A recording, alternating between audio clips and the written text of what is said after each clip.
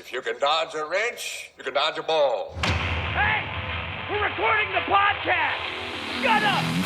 Good morning to you, wherever you are, because it is... Morning somewhere! For August 15th, 2024. My name is Bernie Burns, sitting right over there. She's still mad about yesterday's intro. Ashley Burns, everybody. Sorry about that. Oh, look, I've been dodging balls all morning, Bernie. Have you? Because I've been down in the garden this morning, so I don't know what you're up to here at the house, but okay. All right, well, I'm going to warn everybody right out of the gate. This is your warning.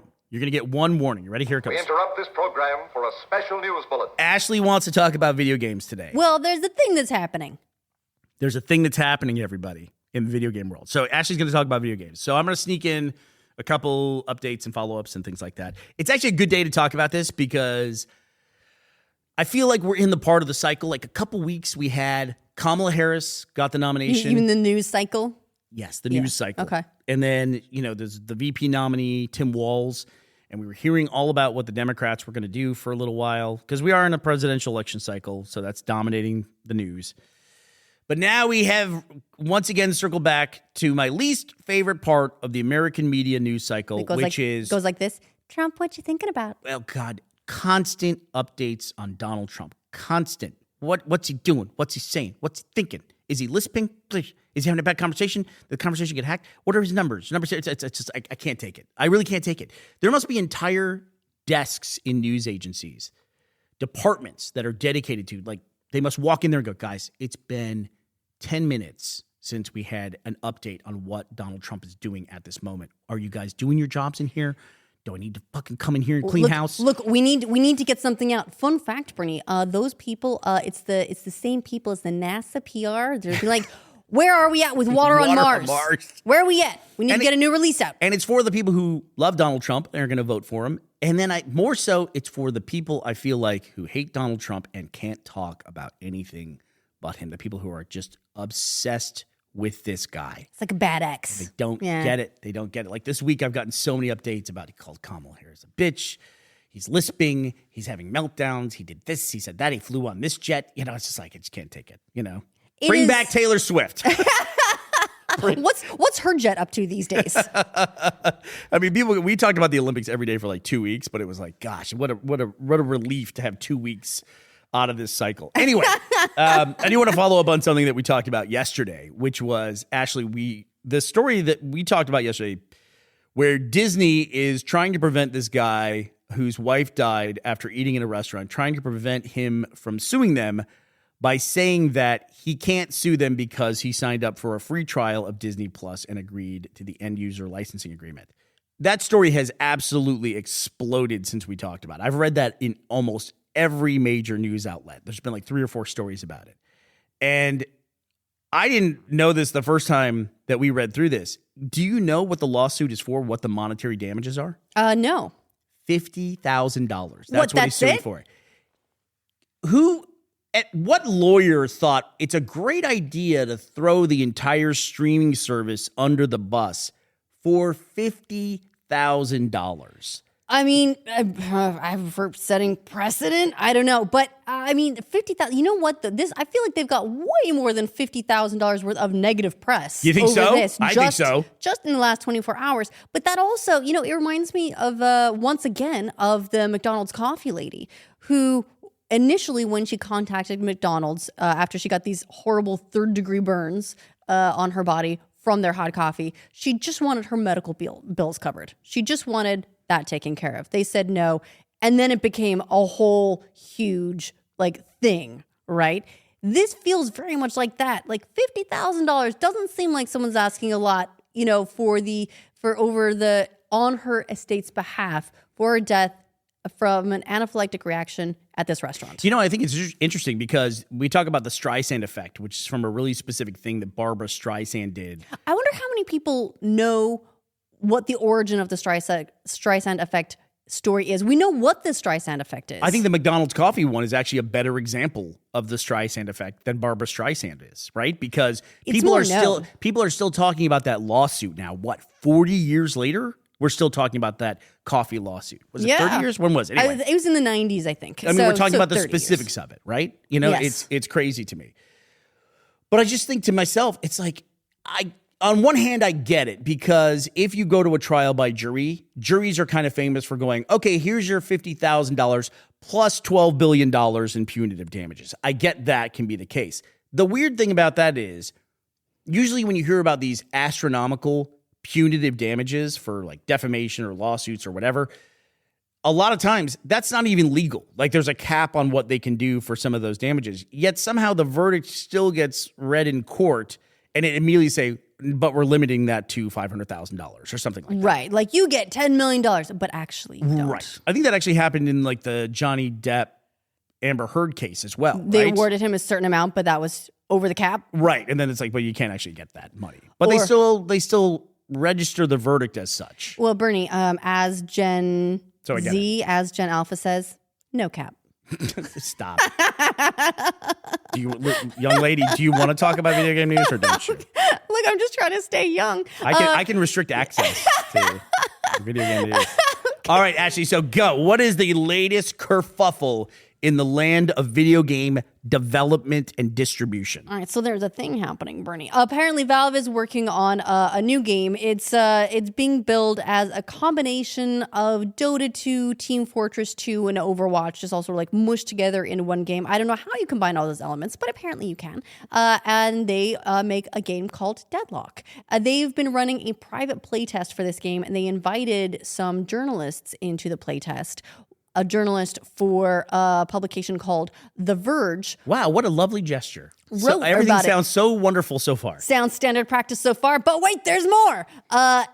So The Verge journalist wrote about the game. Valve is upset because they had a thing on their page for the game that said it's an early development build. Deadlock is still early in development with a lot of temporary art and experimental gameplay. Do not share anything about the game with anyone. However, that is the extent of the quote-unquote NDA. You don't sign it. You don't agree to it. There's no like end-user license agreement that will stop you from installing it if you don't agree. There's nothing like that. You can back out of any EULA things and still play the game. So the Verge journalist is saying, I didn't agree to anything, and this is my job. I write about this stuff, and I have written about the thing. And Valve is saying, hey, we consider that an NDA, and I've booted them from the playtest, which is, you know, honestly, the minimum that would be to be expected with this kind of disagreement, I guess. But what it comes down to, I think, is they're sort of both doing their jobs. I guess so. I had a little aside here. Okay. One of the most direct conversations I ever had with a financial institution was when I was in college. I had this amazing idea where I had a credit card balance and I had 5 credit cards. So what I did was at the end of every month, I would transfer my balance to the next card in the rotation. And I realized if I kept transferring my balance, I was paying off my balance every month. I never got charged interest. You discovered coffee math early. And I got a call one day from, I won't say the credit card company, but they called me and they said, and I got a very honest operator who said, we see you've transferred your balance like 6 times in the last 2 years. Just want to let you know that what you're doing actually has a name. It's called kiting your balance. What you're doing is not technically illegal, but neither is what the credit card companies can do to you for doing this. And Wow. that conversation I had with that person, meaning what they said was, Did you get a tingle in your kneecaps? a little bit. So what they did was that credit card company actually got the full balance and they gave me a great rate. They guaranteed me a rate. They were offering me something. to right? stop kiting. Exactly. And what they said was what'll happen is you'll transfer it at some point and they'll realize that it's being transferred in and out all the time and they'll just lock you. They'll just take away your ability to balance transfer. And they'll just do that. And then you can't do it. And so they offered me, nice guys, they said, we'll give you a better interest rate. At the time when that was probably like 12% or something like that. We'll give you a better interest rate if you transfer all the balance here. And I did that and it was great. And I paid off all my credit card debt through them. But that conversation, I think about that conversation every single time I deal with a video game developer or a video game publisher. Every single time I've dealt with them in the last 24 years. Well, it's very relevant to this because so The Verge as an outlet, this is what they do, right? Their job is to write about stuff. It's to report on stuff. If they felt they had no legal obligation to not write about this stuff. It's then why they you would- invited them to the playtest. Then they would do that. On the other hand, Valve is not obligated to offer them access to the playtest. So it's not a surprise that when they did something Valve didn't like, Valve would boot them from the playtest, right? There's no obligations here. And that's the way a lot of the video game industry, the video game coverage industry works, Yes. right? Is, there's jokes about like, oh, who paid for this review? And the thing is, no one's paid in money. That's not a thing that happens. At least we've never run into that. Not that I've seen. Right. There have been leverage stories in the past, like very infamously of Jeff Gerstmann and what was it? It was I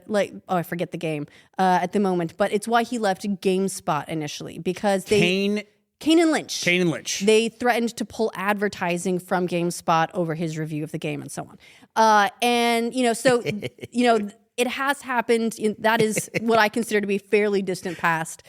But in the sort of modern coverage industry, it's like people aren't really paying you for a review. However, they are offering you access. Right. And that access is not... It's not promised. It's not an obligation. And if you do something they don't like, then future access may not be so accessible. If I may, Ashley. You may. You're saying games journalism, right? I think it's digital media as a whole. And it just so happens that game journalism almost exclusively lives in the world of digital media. Digital media has had to rediscover all the protections that traditional media has had all along. Like, it's insane to me, all the things that are required of digital media that are not required of other forms like print magazines and stuff like that. Even like when it gets down to advertising and people do ad reads, they demand the personal testimony from the person, from the host. Whenever we get any kind of product, we have to do these massive disclaimers. And literally, if we have, there's a laptop that I've got, I'm sitting right here in front of me. And if it appears on screen, I have to mention it came from Microsoft. And I stopped using the laptop after a while because I got tired of doing that stuff.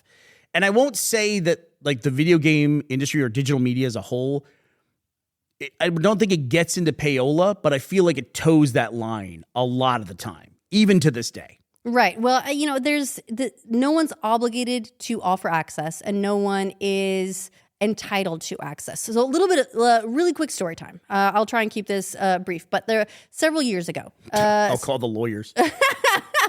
Several years ago, when I was working at The Know, I was working with writer Brian Garr. We got a tip. Oh, Brian Garr. Yeah, one of my favorite people to work with. He was an absolute gem.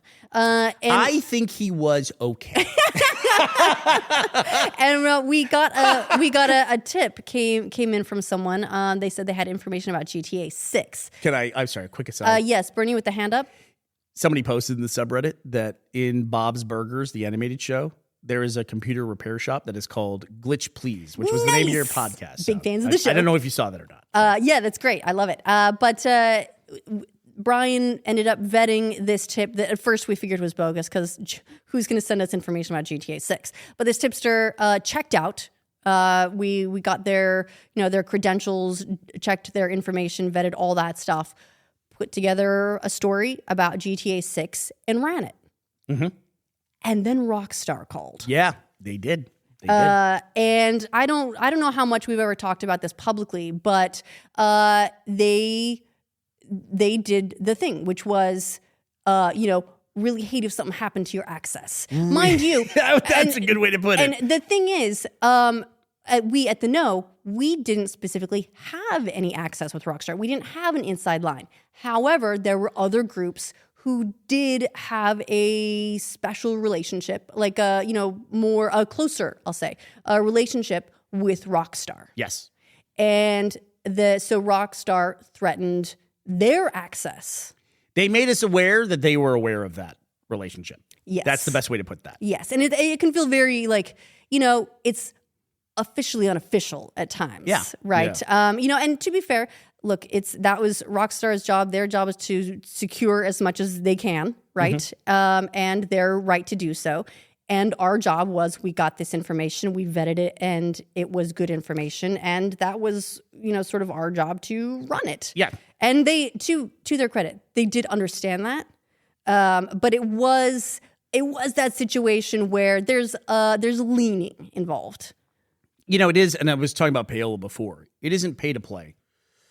But there is a thing where when you've got access to these major properties and you need access in order to generate your revenue for certain groups. You're very incentivized to play nice and not lose it. If your access to that thing gets pulled away and then you just lose your ability to generate revenue, it's just approaching that same place from a different vector. From the other side. In my opinion. In my personal opinion. Yeah, no, I would agree. And it was a tough thing for us to navigate as well because we were also a content company. Yes. And there were people, we had groups of people that were making content, and we took leaks very seriously. And that would have ruined it for the audience and things. So it's like we did so many different things at that company. It was easy to understand where they were coming from, but not the way that they were coming from that direction. Does that make sense? It does make sense, yes. And we even had tougher ones too. Like there was a big story that the Funhouse guys did about Silent Hill. That was an Xbox, and that was a big one.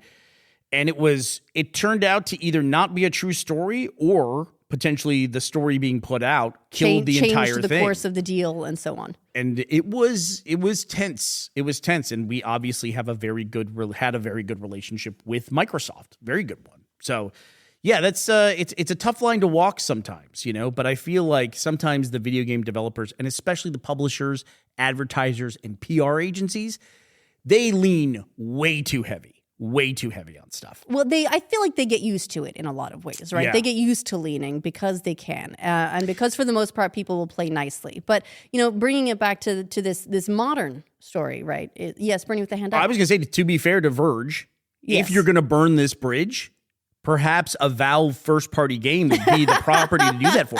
Honestly, They're not going to have to worry about for another decade. I mean, it's really compelling. People want to know what Valve is doing from a development standpoint. What was the last big game they put out? I mean, they put out Half-Life Alyx, but that was a VR game. That was limited to anyone who had the hardware. So what was the last big release that Valve did? I mean, they've put out some updates. Like they put out a big update for, I think it was Counter-Strike Go, and I don't know if they replaced Counter-Strike Go with Counter-Strike 2, but it was kind of like a big update to Counter-Strike Go that made it Counter-Strike 2 as opposed to a full replacement. I'm not really a Counter-Strike player, but that was my understanding that it was sort of update / rebrand. I have some news information from Wikipedia. I hope they don't lose their access by us reading this. So Deadlock is currently in development. Counter-Strike 2 came out, it's been less than a year, 2023, September of 2023, Counter-Strike 2. But then you go back far enough, it looks like a lot of Aperture Labs like testing things for the Vive platform. Half-Life Alyx was in 2020, and that was it's for Windows, but it's really for the virtual reality headset. Here's a game I'm not familiar with at all. Artifact in 2018. That does ring a bell. That I can't even picture the game, but I can picture the cover art for the game. It is a digital collectible card game based on Dota 2. Counter-Strike Go, Global Offensive, came out in August of 2012. Portal 2 came out a year prior in 2011. Left 4 Dead 2 was 2009. So if Verge is picking their battles, this one is not the worst one to pick. Also, I got to point out there, those are all sequels. This is a new property. So this is a big deal in the world of video games. It really is. So I hope it works out for them, but it is one of those things that once you burn that bridge, you might find out that fire spreads to other bridges pretty quickly as well. It can't, but remains to be seen. Regardless, I feel like people are very big on the taking sides here. I feel like they're sort of both doing their job, and this is to be expected to some degree in the industry.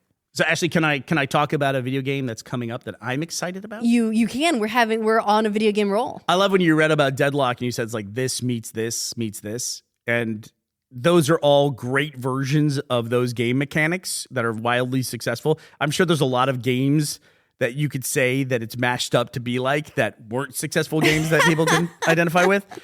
You read about one recently that was Sea of Thieves. Oh yes, meets I remember Left 4 this. Dead meets FTL. FTL was right. the other one. And it's like that's the trifecta in my opinion of Bernie games, right? It's That's like like I the read Venn diagram I read with me all in the three of middle. those, and I thought, oh my god, it's the Bernie game. It's a game called Jump Ship. And that looks like it's a game that's in development by a Swedish outfit, Keepsake Games. I don't know exactly when it's coming out. Last I heard, it is slated for this year, but it's been a while. Well, really quickly, I am excited about a new upcoming release that's coming out next month. And it's like Dead Rising. That's it. It's Dead Rising. That's it. That's it. They're doing a Dead Rising remaster. And this is a really, to me, an interesting franchise because I feel like there's been no like massive financial successes in the Dead Rising series. Well, but the initial one was such a cult hit that they keep trying to like capitalize on the cult hit of the first one. And they just keep making them over and over again. This is going to be like the 5th game in Dead Rising. Sort of. I mean, I feel like they do well enough for themselves, right? Like Dead Rising 3, you saw it around. You know, it wasn't maybe the headliner, but certainly a supporting act. People like it. And, you know, something like Dead Rising, you know, if it's economically efficient, like if you don't need a huge team to make this game, you don't necessarily have to have the super high expectations in order for it to be a success, right? It's a mid-budget. So look at these are the games in the series: Dead Rising 2, 3, 4, Dead Rising Chop Till You Drop, Dead Rising 2 Off the Record, Dead Rising Collection, Dead Rising Triple Pack, Dead Rising Mobile. Who knew? And then there's 1, 2, 3 films for Dead Rising that have been produced as well. I have to assume that Chop Till You Drop is like a VR title because that sounds perfect. Yeah, Dead Rising Chop Till You Drop is a reimagining of the original Dead Rising for the Wii. For the Wii? For the Wii. They have, in the spirit of doing a remaster, they've also had to kind of update the game culturally. And most of the press that I've read about the upcoming remaster of Dead Rising is how they've had to make it fit into 2024. There was a lot of things. There's a mechanic in games. I don't know why I like it. I like games where you take pictures of stuff and they rate the picture that you take. Yeah, it's like it gives framing. you a score for your composition and for what's in it. Yeah, you put funny masks on the dead zombies and like put them in weird poses and then it's like just weird pictures. And it was the strangest thing for a zombie game, but like added that little bit of like levity and fun to what is a very stressful situation. Yeah, well, the main reporter or the main character is a reporter. He's a photojournalist, so it makes sense for the character as well. But there were categories of the photos, and one of the categories, besides like funny and horror and things like that, one of them was erotic, where you could take sexy photos. Sexy dead zombies. Yeah, I can see why that wouldn't fly. They've removed that. There's also reports that they have removed from one of the boss battles the dialogue scene beforehand. They removed the term "filthy communist." So they're having to update Dead Rising for modern sensibilities. Well, I gotta say that I suspect the meat of the game is still fully intact, and that game was kind of a phenomenon when it came out. Do you remember people would play it for like days at a time? No, there was an achievement called 7 Day Survivor where you had to play the game for I think 20 hours without the ability to save or to turn off your Xbox 360. You had to keep it running, and in fact. Not because of that achievement, but because of the number of characters on screen at one time, which was revolutionary for when it came out. It is actually unofficially credited as being one of the games that led to the red ring of death problem that 360s had. Oh, that's right. Because it would end up generating so much heat between the work that the console was doing and the length of time that it was running that I do remember that it caused a lot of red rings. You know, it's actually maybe it's probably because of cultural osmosis, but I have gotten back into State of Decay. I've been playing State of Decay 2 again recently. Yeah. And kind of gotten the bug to get all the achievements in that game, although now it's like... There'd be so many at this point. I think it's hundreds at this point. But yeah, I've been playing State of Decay 2. It's one of those games where you can just do a run through it, but a run is a couple days. It's not like a 20-minute sit-down like FTL or something like that. Yeah, but as long as you can save... Yeah, as long as you can save and step away from it, you'll be okay. No red rings here. So I'm looking forward to it. Anything you're looking forward to that's coming out? Well, my vibes lately have been very backloggy and very chilled out. I've been playing a game called Sunhaven on the Steam Deck, which is very much like a Stardew Valley kind of vibes, slightly different, a little bit more fantastical, and it's got some other things going on, but that's the closest thing that I could compare it to just put it in perspective. And I'm loving it. But that's kind of the sort of thing that I'm playing now, and my backlog is so big that I haven't looked forward all that much. Okay. But you know what I remember from the 360. I'm gonna take a little step backwards too. Is you talk about things like Dead Rising, just sort of like skating by and doing well commercially speaking. You know what I would love to see make a big comeback and get either a remaster or just a full new entry is more Viva Pinata. Oh God, yeah. Wasn't there some picture taking in that as well? Am I misremembering? Yeah, I think you could take pictures of like your garden. You could take so. Viva I'm Pinata embarrassed was to say that's one of the only games I've ever played where I had a spreadsheet, an Excel spreadsheet to play that game. So this is the game for those unfamiliar where you have a garden. It would do so great in this day and age with this sort of like cozy game phenomenon where you have a garden and you attract piñatas to come and live in your garden. And but to get some of the more advanced ones, you have to have this and you have to have this other thing, and it won't show up until you've got this plant, until you've had at least 10, worms do this thing. Oh, God. And so you would have to figure out, you're like, I want to see this thing. I've seen it wandering around in the distance. Now I have to get it into the garden and draw the tree backwards to figure out how to engineer your garden to get the deer thing in. I can remember it was like the lion. 2007, 2008. I can remember late at night staring at my cathode ray television set, yelling at a paper mache beaver. I was yelling just like, eat the goddamn acorn! Eat it! And so that it would stay in your garden, and then you watch it, Bernie, go from black and white to a full color beaver, and that's how you know you've captured it. There's no quite experience like a full color beaver. It's one of the greatest video game experiences that you can have. Now, really quickly, we need to thank whoever is responsible for today's episode. But 7 Days Survivor was an achievement in the original Dead Rising. I would say it was highly influential in the formation of Achievement Hunter and therefore some of our Let's Play groups as well. Just this one achievement by itself. Took 14 hours to complete it in real time. Oof. That's and you have to stay alive for 14 hours, which was not an easy feat in itself. You couldn't leave it alone either. Yeah. You had to at least check in like once every 9 minutes or something like that. Yeah, that's a tough one. But that was a time, man. But that was a marathon and you just stuck with it. Speaking of sticking with, I'd like to thank Jason Brabchiniak and Tallest Dan for sticking with us and being our sponsors for today's show at patreon.com/morningsomewhere. Thank you both. All right. Well, that does it for us today. August 15th, 2024, the Ides of August. Beware, beware. All right. We will be back to talk to you tomorrow. We hope you will be here as well. Bye, everybody.